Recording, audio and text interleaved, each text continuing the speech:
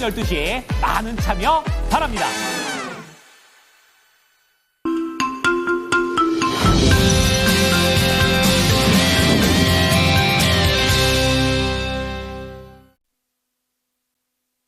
자, 12월 개장을 앞두고 오늘도 중요한 내용들을 다 모아봤습니다. 자, 이 가운데에서 종목까지 연결을 해볼 텐데요. 오늘도 모닝 스탠바이와 함께해 주시기 바랍니다. 자, 타이탄 파트너스의 윤여민 이사와 이야기를 나눠보겠습니다. 이사님 어서 오십시오. 네, 안녕하십니까. 네, 자, 국내 증시가 금요일 날 그야말로 최악이었다. 이런데도 불구하고 미국 증시는 또 사상 최고치 이런 걸 또 보여주면서 온도차가 좀 많습니다. 자, 오늘장 체크 포인트 어떻게 가져가야 될까요? 네, 말씀하셨던 것처럼 지금 미국 증시 어떻게 보면은 지난주 금요일 날 좀 거래일이 좀 짧았음에도 불구하고 네. 반등을 하는 모습을 좀 보여줬다라고 좀 말씀을 드릴 수 있을 것 같고요. 사실 이제 미국 같은 경우 좀 여러 가지 좀 이슈가 있었는데 일단 가장 중요한 것은 이제 바이든 행정부가 네. 중국에 대한 제재가 그렇게 강하지 않다. 라는 좀 그러한 얘기가 나오면서 사실 반도체 관련된 종목들이 좀 반등하는 모습이 나왔다라고 좀 말씀드릴 수 있을 것 같습니다. 뭐 엔비디아를 좀 비롯해서 사실 좀 반도체 종목들이 좀 강했다라고 좀 말씀드릴 수 있을 것 같고요.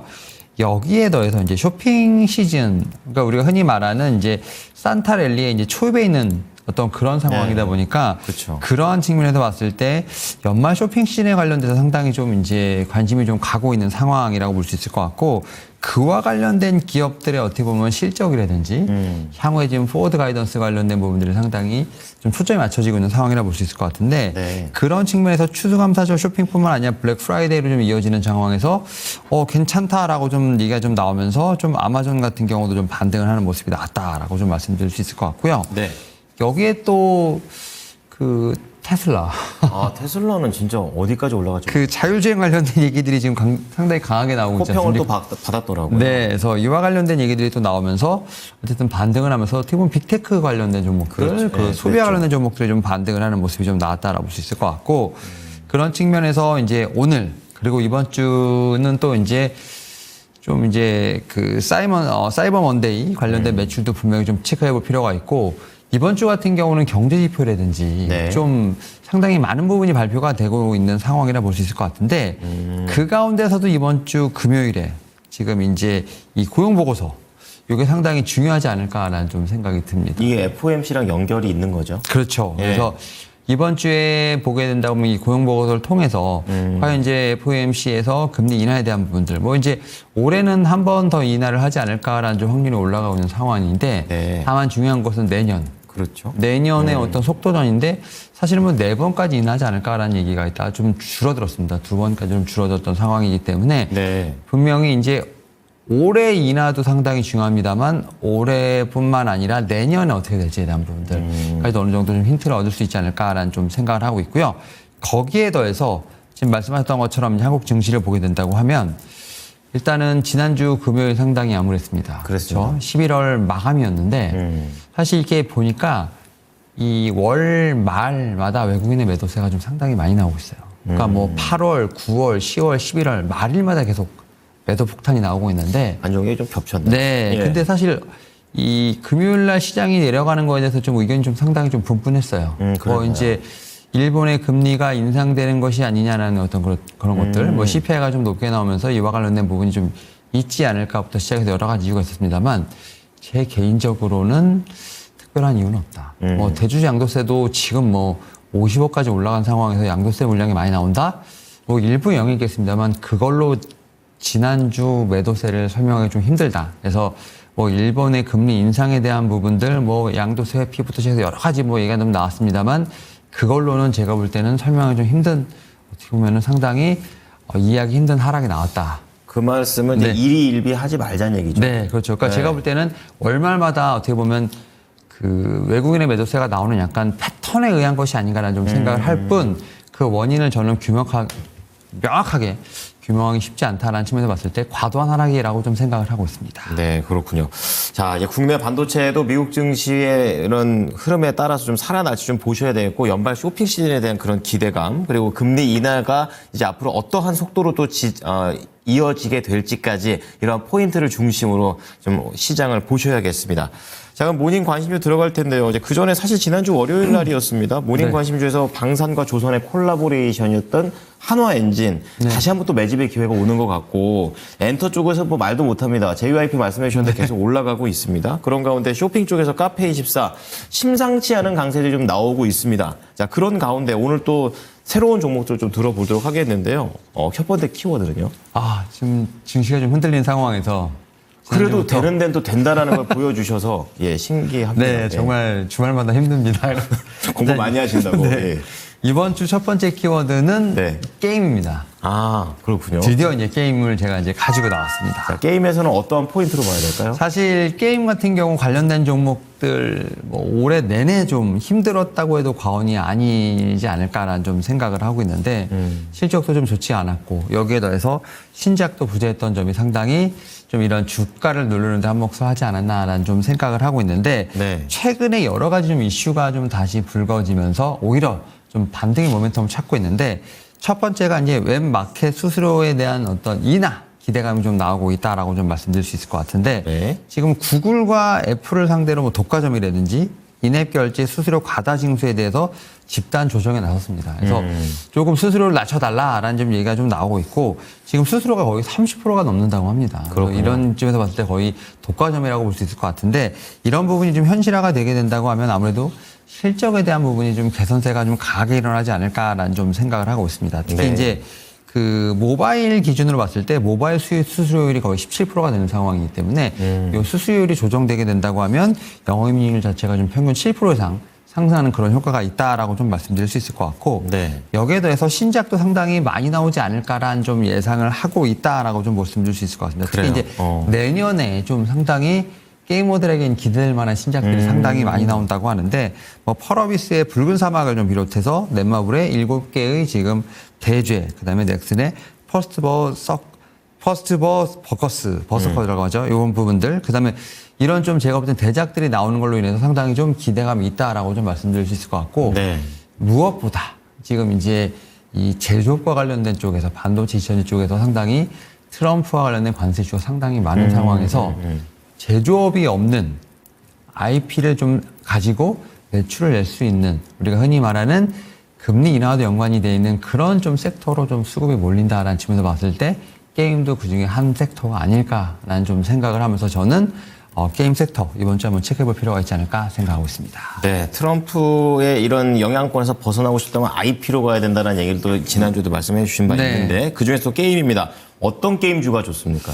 아무래도 좀 대장주로 가야 되지 않을까 생각을 하는데 그렇군요. 결국 이제 우리에게 가장 대장주는 NC소프트. NC소, 예, 네, 그렇죠. NC소프트가 아닐까라는 좀 생각을 하는데 NC소프트 3분기의 실적은 상당히 아쉬움이 있습니다만 결국 내년을 봐야 되지 않을까라는 좀 생각을 하고 있고 특히 그 지난 4일에 좀 이제 어떻게 보면 3분기 실적 이후에 어떻게 보면 좀 증권사들이 목표가를 좀 올리는 좀 현상이 좀 나타났어요. 아, 그래요? 왜냐하면 지금 올해 같은 경우는 실적보다는 좀 체질 개선을 좀 상당히 강하게 했다라고 좀 말씀드릴 수 그게 있을 것 먼저긴 같고 하죠. 예. 네. 올해 지금 보게 된다고 하면 좀 이러한 부분을 바탕으로 내년에 어떤 신작에 대한 기대감이 분명히 나타나고 있다라고 좀 말씀드릴 수 있을 것 같은데 네. 일단은 올해 체질 개선했다는 것 자체는 뭐냐면 개발 스튜디오 체제에 대한 어떤 조직 변화를 좀 있었다라고 좀 말씀드릴 수 있을 것 같고 그래서 조직에 대한 독립성이라든지 전문성을 상당히 강화시켰다는 점 여기에 또 새로운 IP 쪽에 대한 강력한 제가 볼 때는 좀 확대가 있지 않았나라고 좀 생각을 하고 있고 네. 내년에 이제 6종의 신작이 나온다라고 좀 합니다. MMORPG, 뭐 슈팅, 전략, 서브컬처 같은 다양한 장르에서 플랫폼이 나오는 상황이기 때문에 네. NC소프트 같은 경우를 좀 보시는 분들에게 상당히 좀 어떻게 보면 희소식이 아닐까라는 생각을 하고 있고 여기에 더해서 좀 신작 첫 주자라고 할 수 있는 저니 오브 모나크가 12월 4일 자정에 글로벌 출시 예정이기 때문에 이런 부분도 좀 기대해 볼 만하지 않을까라는 좀 생각을 하고 있습니다. 뭐 네. 그런 측면에서 저는 뭐 사실은 NC소프트와 관련돼서 좀 말이 좀 많았습니다만 이제 좀 돌리는 차트가 나온다는 점 그리고 수급도 상당히 좀 의미 있게 좀 돌아간다는 점에서 봤을 때 이번 주 제가 볼 때는 좀 게임 주자의 어떤 선봉 주자가 되지 않을까라고 좀 말씀드려 볼 수 있을 것 같습니다. 네, IP하고 관련해서는 이제 엔터 쪽만 계속 지켜보고 있다가 게임 올라오는지 모르고 있었었는데 지금 보니까 한 9월부터 오늘 기준까지 해서 고점이 조금씩 높여지고 있는 그런 상황입니다. 목표가 얼마나 봐야 될까요? 네, 저는 일단 기본적으로 이 종목 같은 경우는 한 8만 원 정도를 1차 목표가로 좀 말씀을 드릴 수 있을 것 같고 네. 최근에 보면 지금 외국인이랑 기관의 수급이 좀 상당히 잘 들어오고 있는 상황이거든요. 따라서 충분히 제가 볼 때는 좀 반등의 여지가 있지 않을까라고 좀 말씀드려볼 수 있을 것 같습니다. 네, 자, 첫 번째 키워드는 게임에서 찾아봤습니다. 대장주 NC소프트. 이제는 바닥이다. 이제 좀 올라갈 만한 여지를 좀 찾아볼 수 있는 환경들이 조성되고 있습니다. 자, 두 번째 키워드 넘어가겠습니다. 어디에서 보셨습니까? 두 번째도 좀 IP와 관련된 쪽에서 좀 가지고 왔고. 두 개나 IP네. 네. 컨텐츠 쪽에서, K컬처 쪽에서 좀 가지고 왔습니다. K컬처라면 뭐 넷플릭스를 필두로 한 그런 드라마 쪽 말씀이시죠? 네. 드라마랑 영화 쪽을 좀 봐야 되지 않을까 네, 생각을 하고 있고. 최근에 보게 되면 이쪽에서 뭐 미국도 좀 상당히 중요한 이슈지만 중국과도 상당히 중요한 이슈가 있다라고 좀 말씀드릴 수 있을 것 같습니다. 겹치는 이슈가 어떤 건가요? 뭐냐면 이제 한한령 해제에 대한 기대감이 조금 나오고 있다라고 말씀드릴 수 있을 것 같은데 네. 일단 중국이 먼저 좀 손을 내밀었습니다. 아무래도 이 중국이 미국을 좀 대비한 어떤 아시아 간의 어떤 동맥을 조금은 올리기 위한 하나의 포석이 아닐까라는 생각을 하고 있고요. 그렇군요. 그 중에 하나가 바로 이제 K컬처 문화가 아닐까라는 좀 생각을 하고 있습니다. 네. 사실은 우리가 뭐 반도체 2차전지 때문에 말씀하셨던 것처럼 뭐 게임이라든지 이런 컨텐츠와 관련된 쪽에서 약간의 좀 집중도가 떨어진 부분이 있겠습니다만 지난 24일 날 유인촌 문체부 장관이 중국 상하이에서 이제 중국 지금 문화여유부 장관이랑 별도 양자 회담을 가졌는데 네. 요게 2019년 이후 코로나19 좀 지나서 5년 만에 어떻게 보면은 최초로 성사된 회담이라고 말씀드릴 수 있을 것 같고 그렇군요. 이를 통해서 지금 콘텐츠 분야에 대한 얘기들이 상당히 다양하게 오갔다고 합니다. 결국 그런 측면에서 봤을 때 이 한한령 해제에 대한 기대감은 분명히 살아있다라고 좀 말씀드릴 수 있을 것 같고요. 네. 여기에 더해서 넷플릭스에 좀 상당히 대작이라 할 만한 오징어 게임. 네, 오징어 게임 또 나왔죠. 시즌 2가 지금 이제 계속해서 약간 메인 지금 예고편이 공개가 되고 있습니다. 네, 뜨겁습니다. 네, 지금 출시는 12월 26일인가로 알고 있는데 네. 지금 계속해서 지금 이제 이 홍보를 하고 있는 상황인 거죠. 분위기를 만들고 있죠. 네, 그래서 지금 보니까 이정재 씨랑 그 이병헌 씨가 네. 광고에서 지금 어떻게 보면 메인 광고편에서 얘기가 좀 나오는 걸 보면 확실히 제가 볼 때는 이와 관련된 주목도가 있지 않을까라는 좀 생각을 하면서 시즌 1에 비해서 시즌 2가 제가 볼 때 제작비 훨씬 더 많이 들었다고 합니다. 사실 미국 진출의 거의 상징적인 작품이거든요. 네, 그런 측면에서 봤을 때 제가 볼 때는 이 오징어 게임 시즌 2가 어떻게 보면 다시 한번 이 연말 시즌, 제가 볼 때 크리스마스 이후부터 지금 연말까지 뭔가 신드롬을 한번 또 일으킬 수 있지 않을까라는 생각을 하고 그런 것들이 이제 기대감에 벌써부터 컨텐츠에 관련된 종목들 좀 움직이게 하는 어떤 그런 원동력이 되지 않을까라는 좀 생각을 하면서 네. 게임에 이어서 뭐 컨텐츠도 한번 이번 주는 같이 체크해 볼 필요가 있지 않을까 생각하고 있습니다. 콘텐츠라 하면은 뭐 이제 여러 가지 종목들이 또 생각이 나는데 네. 딱하니 떠오르는 건 없습니다. 어떤 종목 보십니까? 네, 저는 이 관련된 종목들 중에서 조금 이제 가볍게 좀 움직일 수 있는 종목으로 쇼박스라는 종목을 좀 말씀을 좀 드려볼 수 있을 것 어떤 같은데 모멘텀이 있을까요? 예, 쇼박스 항상 영화관에 보면 이제 메인 처음에 그렇죠. 나오죠. 시작하기 전에 딱 네, 나오는데 사실 쇼박스가 상당히 실적이 개선되고 있습니다. 그래요? 특히 일단은 3분기 영업이익 249억을 좀 기록을 했고요. 좀 누적으로 봤을 때 지난해 대비해서 매출은 161%. 그러니까 3분기까지 누적입니다. 지난해 3분기까지 누적 대비했을 때 매출은 161% 증가했고요. 영업이익은 흑자 전환에 성공했다라고 좀 보시면 될 것 같습니다. 네. 그리고 이 회사의 어떤 실적을 견인했던 게 두 가지 영화가 있는데 바로 이제 올해 박스오피스 기준으로 흥행 최대작인 파묘. 파묘가 지금 일단은 이 회사에 상당히 큰 기여를 하고 있다 말씀드릴 수 있을 것 같고요. 예. 8월에 개봉하고 9월까지 한 달 동안 103억의 누적 매출을 올린 한국 애니메이션 흥행 2위 사랑의 하츄핑. 요게 두 영화가 이 회사의 실적을 상당히 이끌고 있다. 강력하네요. 네, 말씀드릴 수 있을 것 같고. 예, 예. 그리고 이 파묘는 지금 청룡영화제 하고 있지 않습니까? 그렇죠. 했죠. 거기서 지금 4관왕을 차지했습니다. 감독상, 여우주연상, 그다음에 미술상, 촬영 조명상. 특히 이제 김고은 씨가 여우 주연상을 받으면서 네 그렇게 했다는 점. 여기에 더해서 지금 이 회사 같은 경우는 뭐 드라마 마녀도 지금 상반기 채널 A를 통해서 반영될 예정이기 때문에 네. 이와 관련된 모멘텀이 충분히 다시 있지 않을까라는 좀 생각은 하고 있습니다. 네.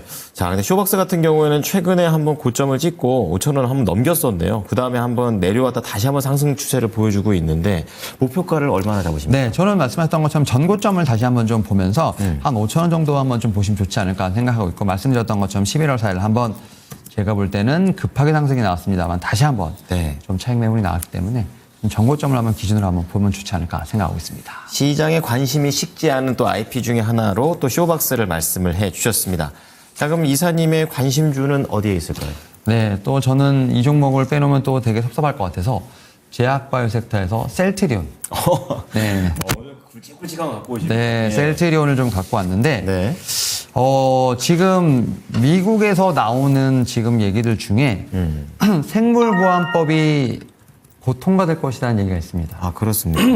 생물보안법이 통과된다 하더라도 시작은 2032년인데 네. 제가 한번 말씀드렸던 것처럼 이제 위탁 계약 같은 경우는 뭐 한 5년에서 6년 계약을 하기 때문에 만약에 뭐 우시바이오부터 시작해서 이제 우시엔텍이랑 계약을 했던 계약이 좀 종료가 된다고 했을 때 다시 재계약을 한다 쉽지 않을 겁니다. 그렇군요. 네, 2032년이라 하더라도 5, 6년 계약이기 때문에 올해 내년에 계약이 만료된다고 다시 우시엔텍이랑 다시 계약을 한다 쉽지 않을 겁니다. 아, 농사를 잘 지어야겠네요. 네, 그런 측면에서 뭐 지금 삼성바이오로직스라든지 뭐 바이넥스 같은 기존에 이제 CDMO 종목이 있습니다만 최근에 셀트리온이 이 CDMO 위탁 생산 개발 사업에 뛰어든다라고 선언을 했습니다. 그리고 주주환원부터 시작해서 상당히 다양한 포트폴리오를 지금 얘기를 했기 때문에 이제는 셀트리온도 CDMO와 관련된 종목으로 봐야 되지 않을까라는 좀 생각을 하고 있고 네. 그러한 측면에서 제가 볼 때는 이 CDMO와 관련된 모멘텀 여기에 지금 진펜트라 관련돼서 지금 이제 미국에서 봤을 때 이제 신약으로서 네. 자리 잡고 있다라고 말씀드릴 수 있을 것 같고 이 진펜트라의 실적 4분기 상당히 좀 기대된다라고 좀 말씀드릴 수 있는 상황이기 때문에 이와 관련된 부분도 좀 같이 체크해 볼 필요가 있다. 또 여기에 ADC 플랫폼 파이프라인 3개 돈이 임상기를 갖고 있다는 점에서 봤을 때 거의 제가 볼 때는 뭐 우리나라의 종합 뭐 회사가 되지 않을까라는 좀 생각을 하면서 셀트리온의 최근의 행보가 너무 아쉬웠습니다만 지난주부터 좀 고개를 돌리고 있다는 점에서 봤을 때 충분히 볼만한 종목이 아닐까라고 좀 생각하고 있습니다. 네. 자, 셀트리온의 올 한 해를 이렇게 차트로 보게 되면 급등락이 좀 있으면서 변동성을 보였지만 지금 현재 한 이 박스권, 큰 박스권에 한 중간 정도 와 있는 18만 8천 원이거든요. 목표가 얼마나 보십니까? 네, 일단은 1차적으로 박스권 상단인 21만 원에 대한 좀 터치가 좀 필요하지 않을까라는 좀 생각을 하고 있고요. 그런 측면에서 박스권을 좀 돌파하는 데 대한 부분 여부를 먼저 체크해 볼 필요가 있지 않을까 생각하고 있습니다. 네, 좋습니다. 자, 윤여민 이사의 3가지 종목이 공개가 됐습니다. 한번 정리를 해드릴게요. 첫 번째 키워드는 IP 쪽에서 게임입니다. NC소프트 대장주를 갖고 나오셨는데요. 신작에 대한 기대감, 그리고 체질 개선을 위한 수급이 들어오는 이때 물 들어올 때 노젓자입니다. 1차 28만 원 제시하셨고요. 두 번째는 역시 IP, 이거 K컬처 중에 드라마 쪽으로 봤을 때 쇼박스입니다. 자, 개선되는 실적 추세 속에서 전고점 5천 원 다시 한번 도전해보자 이렇게 얘기를 해보셨고요. 마지막에서 이제 주종목이죠. 제약바이오 쪽에서 셀트리온 말씀해 주시는데요. CDMO와 관련된 재료가 지난주에 나온 바 있고요. 또 자체적인 시밀러들이 약진을 하고 있습니다. 1차 목표가 21만 원 제시해 주셨습니다. 네, 이사님 오늘 내용들 잘 참고하겠습니다. 감사합니다. 네, 감사합니다. 지금까지 투자 판단에 도움이 될 수 있는 정보를 제공해 드렸습니다. 하지만 특정 종목의 상승과 하락을 보장하지는 않으니까요. 이 부분 참고해 주시기 바랍니다. 오늘 12월 기분 좋게 시작하십시오. 고맙습니다.